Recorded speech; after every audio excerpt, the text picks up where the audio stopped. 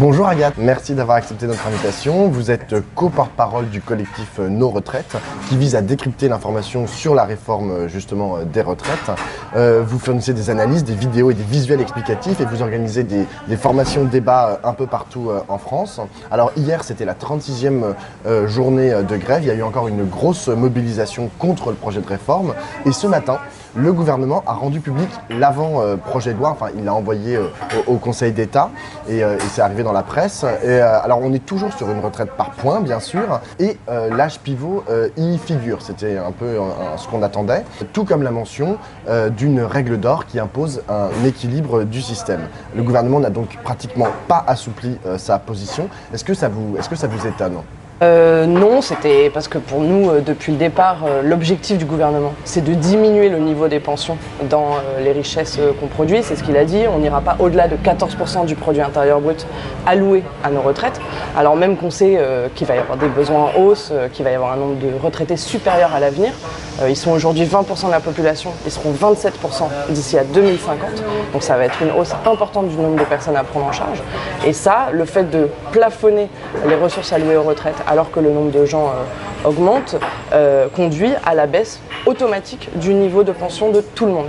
Donc ça, c'était son objectif de base avec cette réforme des retraites. Et le moyen pour y arriver, c'est d'abord de fixer ça, de fixer cette règle-là, et ensuite de passer à un système par points qui permet d'ajuster automatiquement le niveau des pensions au niveau d'argent qu'on met dans le système. Et ça, c'est ça qui est inquiétant avec ce projet de réforme, c'est que ce sera en théorie la dernière réforme des retraites. Il n'y aura plus de débat démocratique sur l'argent qu'on met dans nos retraites, comment on le répartit, à quel âge on part à la retraite. Tout deviendra automatique et tout se fera de façon automatique par le système, par l'ajustement de ce fameux âge pivot. Alors, un des arguments en fait pour mettre en place cette réforme, c'est de dire que le régime des retraites serait en déficit. Est-ce qu'il est vraiment en déficit, notre régime de retraite ? Alors, il y a deux situations. Il y a un déficit à court terme que le gouvernement a essayé de mettre en scène, mais ça a été, je pense, un échec au mois de novembre, puisqu'il a commandé au Conseil d'orientation des retraites, le corps, un rapport qui devait expliquer qu'on avait une difficulté de financement d'ici aux prochaines années. Ce qui est vrai selon le corps, mais c'est là encore le fruit de conventions comptables, donc ça se discute même d'un point de vue économique, le déficit à court terme de notre système de retraite. Donc selon le corps, il y a un petit déficit qu'il faudrait résorber. Nous, on comprend qu'il est aux alentours de 30 milliards. Et vis-à-vis de ce déficit, le gouvernement dit on ne peut pas démarrer notre réforme, basculer dans un système par points, en étant en déficit. Donc ce qu'on vous propose, c'est qu'on va mettre en place des mesures d'allongement de la durée du travail pour les gens qui vont partir à la retraite dans les prochaines années. Donc ça, c'est très grave et c'est d'autant plus grave que le gouvernement fait croire aux gens qu'ils ne sont pas concernés par la réforme. Tous ceux nés avant 1975 ne seraient pas concernés. Et il y a ensuite, de manière générale, une question de financement qui se pose. Est-ce qu'on peut continuer à maintenir le niveau des ressources qu'on alloue aux retraites à 14% alors qu'on sait que les personnes âgées vont représenter un quart de la population d'ici à 2050 ? C'est des vraies questions démocratiques qu'il faut se poser. Alors, c'est quoi les pistes précisément pour augmenter ? Vous dites que c'est un problème de recettes, finalement, ce problème de retraite. C'est quoi les pistes pour solutionner ce problème ? La première des pistes, c'est évidemment de discuter du niveau des cotisations qu'on alloue, c'est-à-dire des recettes données au système de retraite, mais aussi d'avoir le débat avec les gens. C'est un débat qui n'existe pas aujourd'hui dans le débat public et ça, c'est problématique. Et c'est pour ça que le collectif Nos Retraites s'est engagé. C'est aussi pour qu'on ait toutes les cartes sur la table, ce qui n'était pas le cas en juillet, mais même les 2 années précédentes, quand le gouvernement a commencé à lancer son travail sur les retraites. Donc là, il commence à intégrer le débat et c'est tant mieux. La question qu'il faut poser aux gens, et moi je me la suis posée personnellement, c'est est-ce que je préfère que mes parents, mes proches travaillent 1 an, 2 ans, 3 ans de plus, ou est-ce que je préfère payer un petit peu plus de cotisations et que tout le monde paye un peu plus de cotisations ? Moi j'ai déjà ma réponse personnelle, mais je pense que ce serait bien de la poser à toutes les personnes qui vivent en France. Qui sera le plus touché par la réforme ? Nous, ce qu'on comprend, c'est que tout le monde sera perdant, parce que le niveau général des retraites va baisser, le niveau des retraites de tout le monde va baisser mécaniquement. Après, le gouvernement essaie de nous dire qu'il y aura des gagnants. Il parle notamment des femmes, mais ça je crois qu'on a tous compris que ça ne pouvait être que faux. Et pour l'instant, la difficulté avec les pseudo-gagnants du gouvernement, c'est qu'on ne sait pas qui ils sont, puisque le gouvernement ne fournit aucun chiffre, aucune simulation sur ces fameux gagnants. Donc nous, c'est ce qu'on demande depuis le début. Sortez-nous le simulateur, permettez à chacun de savoir ce qu'il en est sur sa situation future, et on verra si les gens veulent vraiment basculer dans votre nouveau système de retraite. Alors, on a aussi du mal à comprendre ce que c'est qu'une carrière complète. Ils en parlent souvent. Hier encore, Pietraszewski et Blanquer en parlaient. Vous savez ce que c'est une carrière complète? Pour l'instant, on n'est pas trop sûr. On a cru comprendre qu'il y avait une question de durée de cotisation, donc pour reproduire en fait des éléments qui existent dans le système actuel. C'est un trimestre ou annuité? Exactement. Mais c'est compliqué parce que le gouvernement arrive vraiment masqué sur ces questions. Il a réussi à faire passer l'idée que le minimum de pension de 1 000 € serait accessible à tout le monde. Mais on voyait bien qu'y compris dans leurs écrits, ils le montraient bien que ces 1 000 € ne seraient accessibles qu'aux personnes qui ont une carrière complète. Et ça aujourd'hui c'est très difficile pour un grand nombre de personnes, en particulier au vu de l'état du marché du travail actuel, de la situation que rencontrent les femmes qui arrêtent leur carrière pour s'occuper des enfants, etc. Donc c'est vraiment une hypocrisie de la part du gouvernement cette question. Alors l'avant-projet de loi propose aussi une revalorisation salariale au profit des enseignants et des chercheurs qui vont garantir un même niveau de retraite que pour les corps équivalents de même catégorie dans la fonction publique. Ça au moins c'est une bonne chose ou pas du tout? C'est incroyable qu'il faille arriver à ce niveau de tension avec un corps de la fonction publique pour enfin parler de hausse de salaire en fait. Moi je trouve ça c'est quand même compliqué dans la période qu'on traverse. Par contre, je pense que ce que les enseignants disent c'est où sont les chiffres? Montrez là aussi les chiffres, les preuves de ce que vous avancez. Comment seront nos salaires à l'avenir? Comment seront les pensions?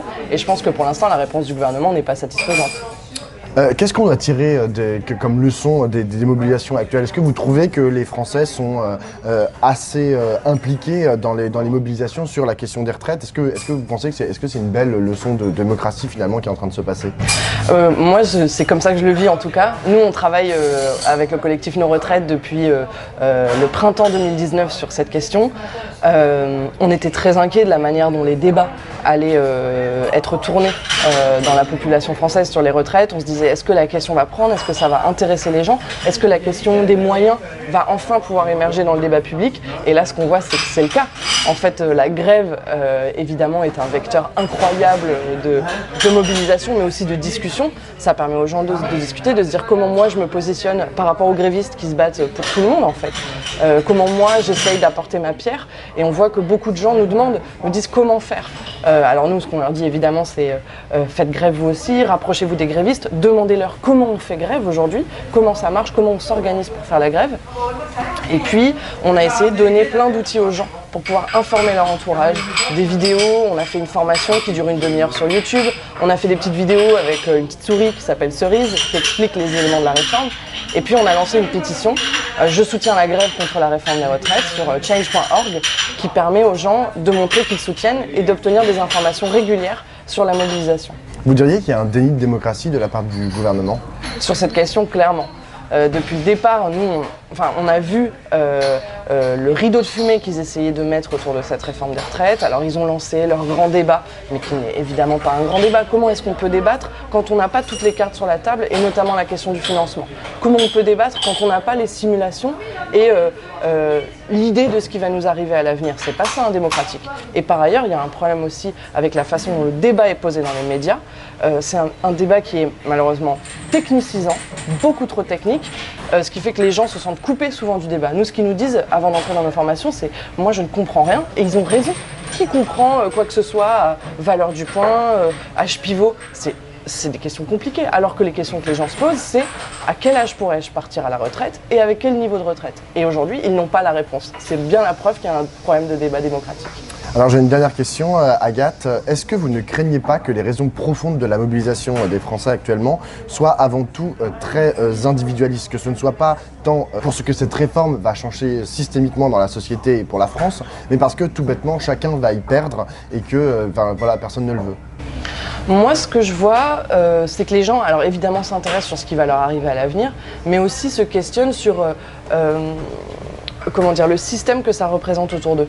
Et pour beaucoup, se poser la question de son avenir, celui de ses enfants, c'est aussi se poser la question des relations sociales qu'on va avoir entre nous. Et si moi, personnellement, je n'ai pas de retraite stable à l'avenir, ça va changer complètement la relation que j'ai avec mes frères et sœurs, mes parents, mes enfants. Il faudra que j'essaie de trouver des moyens de subvenir à mes besoins quand je ne pourrai plus travailler, quand je ne pourrai plus moi-même subvenir à mes besoins. Donc ça, c'est des questions de société fortes que les gens se posent. Et moi, je trouve que le meilleur exemple qui nous est donné, c'est les cheminots, les agents de la RATP, les agents d'un certain nombre de secteurs en grève, qui souvent disent « nous, on ne fait pas grève juste pour nous, on le fait aussi pour nos enfants, parce que c'est l'avenir de nos enfants qui est en jeu avec cette réforme ». Alors, une partie en fait de la contestation se concentre autour de la notion d'âge pivot, mais est-ce que le problème c'est pas préciser un peu plus, encore plus en fait la question de la retraite par points? Parce qu'en fait, ce dont j'ai un peu peur, c'est que si le gouvernement lâche sur l'âge pivot, ce qui n'est pas, on n'a pas l'impression qu'il va le faire, mais enfin, si jamais il le fait, que la mobilisation en fait baisse drastiquement et que du coup les gens abandonnent la mobilisation contre la retraite par points. La retraite par points, c'est un changement complet de logique du système de retraite. Et c'est ça qui, pour nous inquiète.